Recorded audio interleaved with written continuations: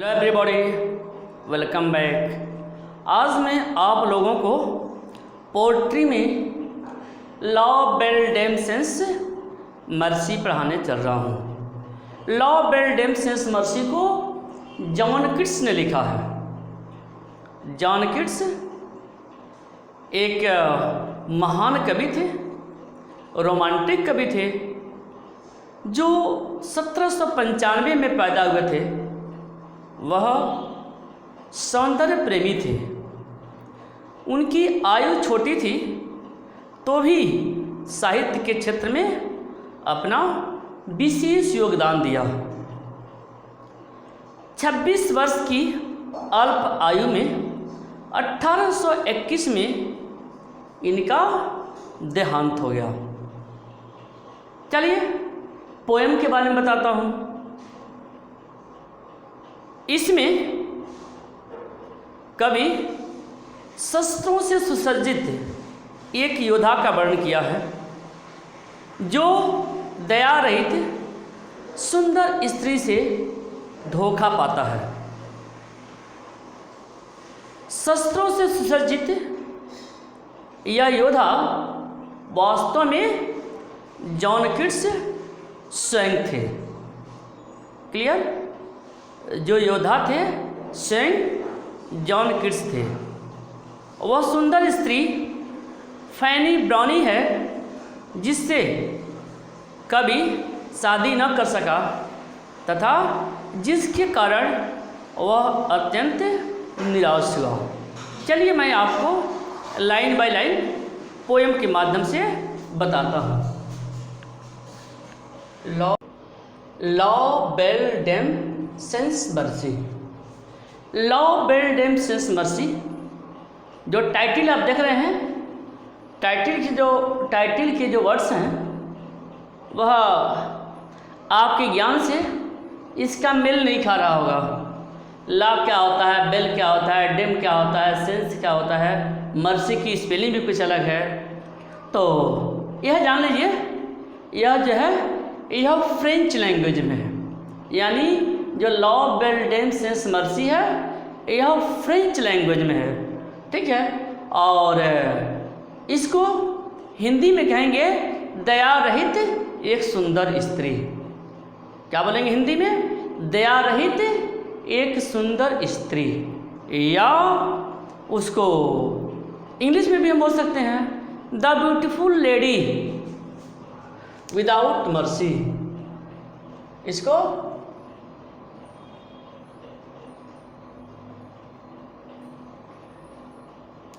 The beautiful lady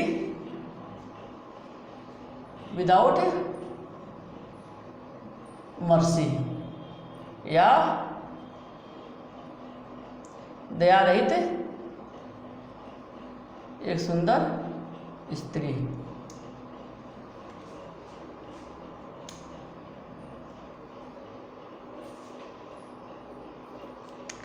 देखिए, मैंने बताया आपको La Belle Dame sans Merci का हिंदी हो गया दया रहित।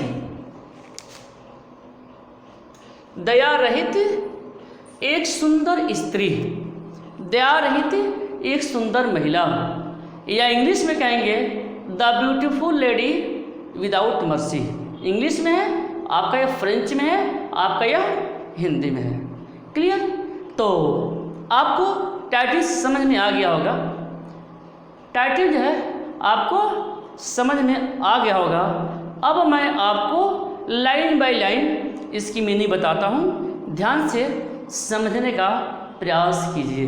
देखिए, O what can ail thee knight at arms. ठीक है? दी जो है यह ओल्ड वर्ड है, अब यह इस्तेमाल नहीं होता है। दी जो है वह यू का सिंगुलर फॉर्म है। ठीक? आदि का इस्तेमाल नहीं होता है, और यू का जो यू है वही सिंगुलर और प्लूरल दोनों में इस्तेमाल होता है। ठीक? तो what can ail the, what can L, L means होता है कष्ट, दुख, पीड़ा। दी तुझे, नाइट एट आर्म्स सशस्त्र योद्धा। देखिए नाइट,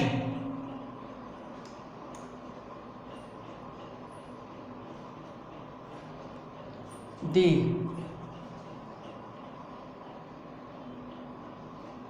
नाइट एट आर्म्स, वो what can ail thee knight at arms. Knight at arms means सशस्त्र योद्धा।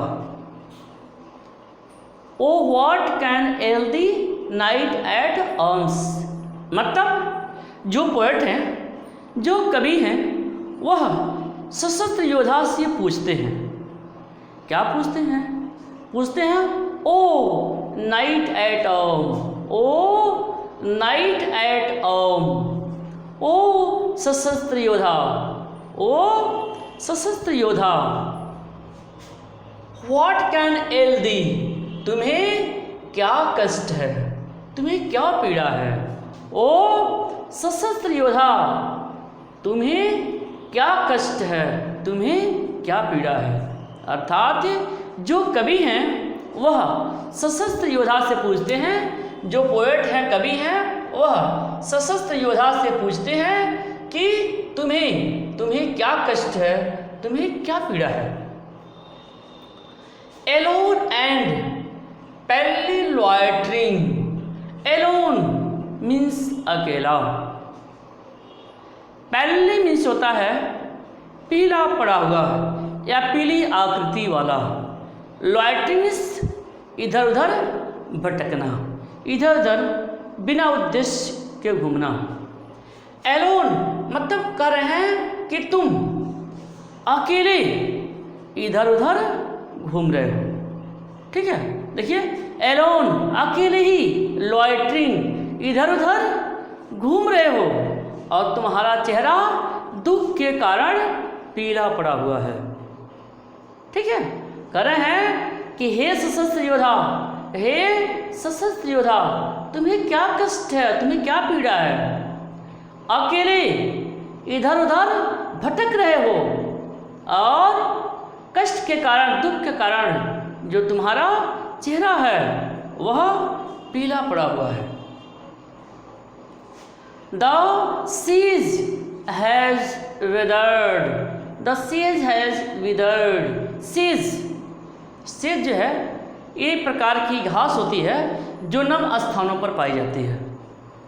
The siege has withered from the lake, lake means तालाब, withered means मुरझा जाना। देखिए द सीज has withered from the lake, मतलब वह कह रहे हैं कि जो लेक है, जो झील है, उसकी घास मुरझा गई है। वेदर्ड मुरझा गई है। जो झील है, तालाब है, उसकी घास मुरझा गई है। एंड नो बर्ड सिंग, और कोई पक्षी गीत नहीं गा रही है। ठीक है, क्योंकि ठंड का मौसम है, ठंड के मौसम की वजह से, ठंड के कारण जो लेक की घास है, वह झील की जो घास है वह मुरझा गई है। एंड नो बर्ड सिंग, और कोई पक्षी गीत नहीं गा रही है। अर्थात जो सर्दी का ऋतु है वह आरंभ हो गया है। क्लियर? चलिए, O what can ail thee knight at arms, पुनः कह रहे हैं कि वो what can ail thee knight at arms. पुनः वह उस लाइन को रिपीट कर रहे हैं, उस लाइन को दोहरा रहे हैं कि हे सशस्त्र योद्धा, हे सशस्त्र योद्धा, तुम्हें क्या कष्ट है, तुम्हें क्या पीड़ा है। So haggard and so be gone, so haggard, मतलब वह इसे बताना चाहते हैं कि तुम्हें क्या हैगर्ड, तुम्हें क्या परेशानी है, तुम्हें क्या चिंता है। हैगर्ड मीन्स होता है चिंतित होना। ओ बी गान का मतलब होता है कि दुख से पीड़ित होना हो। देखिए करें कि सो हैगर्ड मतलब तुम इतने चिंतित क्यों हो, and so woebegone, so woebegone मतलब वह बता रहे हैं कि और जो तुम्हारा चेहरा है, जो तुम्हारी शरीर है, उसे देख करके यह स्पष्ट होता है कि तुम बहुत ही दुखी हो, बहुत ही पीड़ित हो, जैसा कि हैगर्ड चिंतित हो, दुबले पतले हो। सो ओगॉन ओ बीगॉन मतलब जो तुम्हारा शरीर है वह दुख से पीड़ित है। क्लियर? मतलब यह कहना चाहते हैं कि तुम बहुत ही चिंतित हो, तुम बहुत ही दुबले पतले हो और तुम पीड़ित दिखाई दे रहे हो। The squirrels granary is full, the squirrel granary is full मतलब जो स्क्वायरल गिलहरी का जो अन्नालय है, ग्रेनरी अन्नालय, अन्न रखने का जगह। The squirrel's granary is full मतलब जो गिलहरी है उसका अन्नालय फुल है, जो गिलहरी है उसका अन्नालय फुल है, अर्थात गिलहरी अपने भंडार को जाड़े के लिए भर दी है। देखिए स्क्वायर्स ग्रेनरी इज फुल अर्थात गिलहरी अपने अन्नालय को, भंडार को जाड़े के लिए वह उसे भर दी है। एंड हार्वेस्ट डन, हार्वेस्ट फसल डन और फसलों की कटाई हो चुकी है। क्लियर?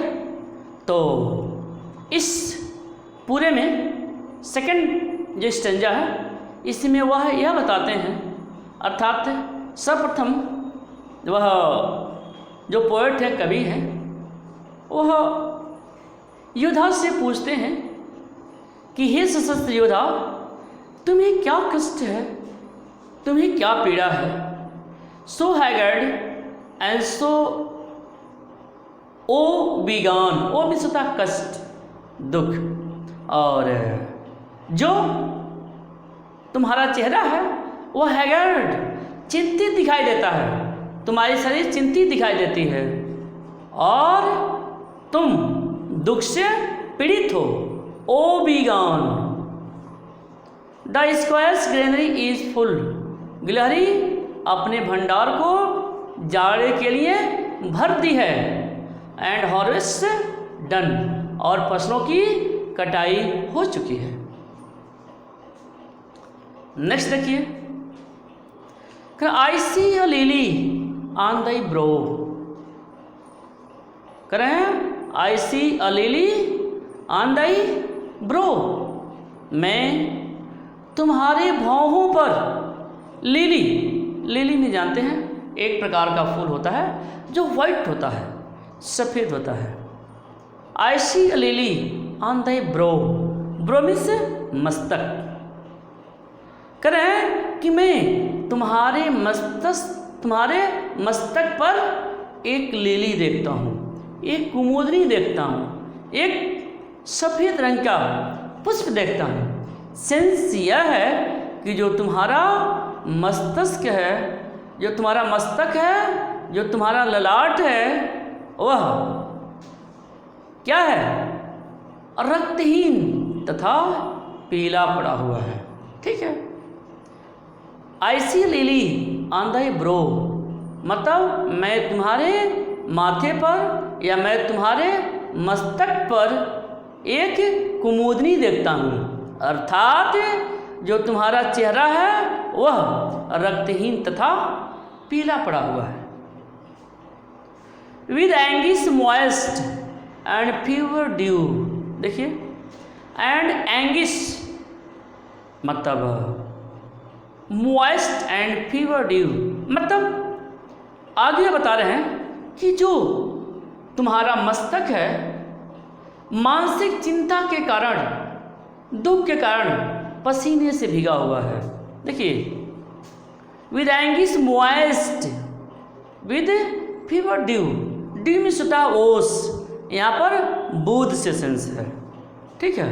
मतलब वही करें कि जो तुम्हारा यह मस्तक है वो मानसिक चिंता तथा दुख के कारण पसीने से भीगा हुआ है, यानी तुम्हारे चेहरे पर पसीने की बूंदें हैं। एंड ऑन दाई चिक फेडिंग रोज, ध्यान दीजिए, एंड दाई चिक्स और फेडिंग रोज मतलब और तुम्हारे गालों पर फेडिंग रोज मुरझाया हुआ गुलाब का पुष्प है, ठीक है। ऑन दाई चिक्स और फेडिंग रोज, और तुम्हारे गालों पर मुरझाया हुआ गुलाब का पुष्प है। अर्थात वह यह कहना चाहते हैं कि जो तुम्हारे गालों की गुलाबी रंग की सुंदरता है वह मुरझा गई है। देखिए, अर्थात डाइचिक तुम्हारे गालों की जो गुलाबी रंग की सुंदरता है वह फेडिंग मुरझा गई है। फर्स्ट वेदर टू, देखिए, फर्स्ट वेदर टू, और जो बहुत तेज़ी से वह मुरझाती जा रही है, ठीक। अब मैं आपको नेक्स्ट फोर्थ बताता हूँ। Fourth stanza, I met a lady in the meads. देखिए, इस फोर्थ स्टेंजा में या फोर्थ स्टेंजा से आगे ये पूरा जो स्टेटमेंट है वह नाइट का है, वह योद्धा का है। जैसा कि फर्स्ट 3 स्टेंजा में जो पोएट है योद्धा से पूछता है, बहुत सारे क्वेश्चन करता है, तो स्टेंजा 4 से जो योद्धा है वह जवाब देता है। क्या जवाब देता है? अपने दुख का क्या कारण बताता है, अपने परेशानी का क्या कारण बताता है, चिंता और दुबले पतले शरीर का क्या कारण बताता है। अब यहाँ से आप देखिए, ठीक है। देखिए, I met a lady in the meads, कहता है I met a lady in the meads, I means knight, योद्धा। योद्धा कहता है I met a lady in the meads, meads means meadow, चारागाह। I met a lady in the meads, मैंने चारागाह में एक महिला से मिला, एक स्त्री से मिला। कह रहे हैं कि मैंने चारागाह में एक महिला से मिला। फुल ब्यूटीफुल, वह बहुत ही सुंदर थी। कह रहे हैं मैंने चारागाह में एक महिला से मिला, फुल ब्यूटीफुल, वह बहुत ही सुंदर थी। ऑफ फेयरी चाइल्ड, देखिए, of fairy child, fairy means परी, ऑफ फेयरी चाइल्ड मतलब वह एक परी की पुत्री जैसी लगती थी। देखिए, ऑफ फेयरी चाइल्ड मतलब एक परी की पुत्री जैसी लगती थी, वह इतनी सुंदर थी। हर हेयर वॉज लॉन्ग, उसके बाल लंबे लंबे थे। हर हेयर वॉज लॉन्ग, उसके बाल लंबे लंबे थे। हर फुट वॉज लाइट मतलब जो उसके फुट थे, पैर थे, वे लाइट थे, मतलब उसके पैर हल्के थे, अर्थात वह मंद गति से चलती थी। Clear? Her foot was light मतलब उसके पैर हल्के थे, अर्थात वह मंद गति से चलती थी। And her eyes were wild, and her eyes were wild, wild means full of love, और जो उसकी आंखें थी वह अजीब प्रेम से भरी हुई थी। हर आइज और वाइल्ड, और जो उसकी आंखें थी अजीब प्रेम से भरी हुई थी। क्लियर? समझ में आ गया होगा। राइटर जैसा कि इसमें बताता है, इसमें लिखा हुआ है कि जो योद्धा है वह बताता है कि एक बार जो है वह चारागाह में एक महिला से मिलता है। वह बहुत ही सुंदर थी, ऐसा लगता था मानो कि वह परी की पुत्री हो। उसके बाल लंबे लंबे थे और उसके पैर हल्के थे, अर्थात मंद गति से चलती थी, और उसकी आंखें ऐसी थी, या उसकी जो आंखें थी वह विशेष प्रकार के प्रेम से भरी हुई थी। क्लियर? चलिए अब फिर हम बता रहे हैं, फिर तीसरी संज्ञा देखिए। I made a garland for her head. Garland, garland में होता है फूलों की माला। फॉर हर हेड, उसके सिर के लिए। आई मैं, मेड बनाया, और गार्लैंड एक माला जो फूल की थी। फॉर हर हेड, उसके सिर के लिए। मतलब योद्धा कह रहा है कि मैंने उसके सिर के लिए फूलों की एक माला बनाया। ठीक है, कह रहे हैं मैंने उसके सिर के लिए फूलों की एक माला बनाया। And bracelets too, bracelets, bracelets का सेंस होता है कंगन, लेकिन यहाँ पर किससे सेंस है? फूलों का कंगन, यानी वह उसके लिए फूलों का कंगन बनाया। एंड फ्रोग्रेंट जोन, फ्रोग्रेंट मीन्स सुगंधित, और जोन, जोन मीन्स होता है करधनी। यह भी एक ऑर्नामेंट है, आभूषण है। कह रहे कि आई एंड फ्रेग्रेंट जोन, कह रहे हैं कि मैंने उसके लिए फूलों का सुंदर कंगन बनाया। एंड फ्रेग्रेंट जोन, और कह रहे हैं सुगंधित, फ्रेग्रेंट सुगंधित फूलों से मैंने उसके लिए कोधनी भी बनाया, कोधनी भी बनाया। शी लुक्ड एट मी, मतलब शी लुक्ड एट मी, मेरे तरफ ऐसे देखी। शी लुक्ड एट मी, मेरी तरफ ऐसी देखी। एज शी डिड लव, मानो कि वह मुझसे प्रेम करती थी। जो नाइट है, जो योद्धा है, वह यह कह रहा है शी लुक्ड एट मी, वह मेरे तरफ ऐसे देखती थी मानो कि वह मुझसे प्रेम करती हो। एंड मेड अ स्वीट मोन, देखिए कहना एंड मेड अ स्वीट मोन, स्वीट मोन, मोन होता है प्रेम की कराहट। एंड मेड अ स्वीट मोन, और उसने मधुर आहें भरी। ठीक है, एंड मेड स्वीट मोन, और वह प्रेम भरी मधुर मधुर आहें भरी, प्रेम भरी मधुर आहें भरी। क्लियर? नेक्स्ट देखिए।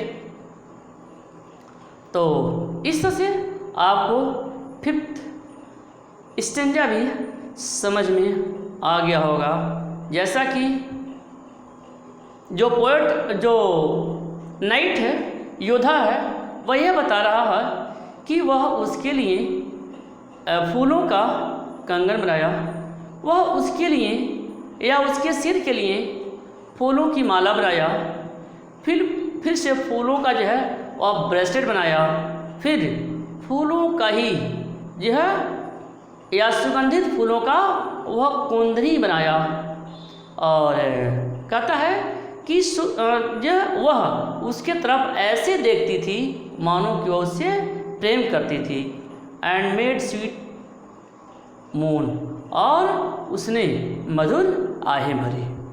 क्लियर? चलिए 6th स्टेंजा देखते हैं। I set her on my pacing steed. I set, यहाँ सेट का सेंस है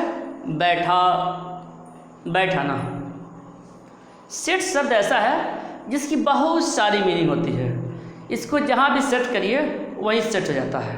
ठीक है, तो बहुत सारी मीनिंग है। यहाँ सेट का सेंस बैठाने से है। कर रहे हैं जो योद्धा है वह कर रहे हैं I set her on my pacing. Pacing का सेंस है तेज दौड़ते हुए। I set her on my pacing steed. Steed means horse, घोड़ा। मतलब मैंने उसे, कहना कि मैंने उसे अपने तेज दौड़ने वाले घोड़े पर बैठा लिया। सेट, बैठा लिया। मैंने उसे अपने तेज दौड़ने वाले घोड़े पर बैठा लिया।